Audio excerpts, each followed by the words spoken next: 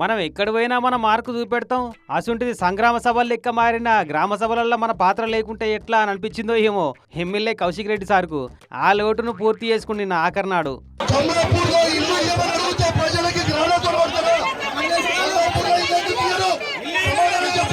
హన్మకొండ జిల్లా కమలాపూర్లో పెట్టిన గ్రామ సభ ఇది. ఈ ఊళ్ళో ఇందిరమ్మ ఇండ్ల లబ్ధిదారుల లిస్టులో 1440 పేర్లున్నాయి గాని ఇండ్లు వచ్చేది ఓ 20 మందికే. ఇదంతా మోసం అని మాట్లాడిండు. ఈ నియోజకవర్గం ఈ కమలాపూర్ గ్రామంలో 1440 పేర్లు ఇప్పుడు చదువుతారు.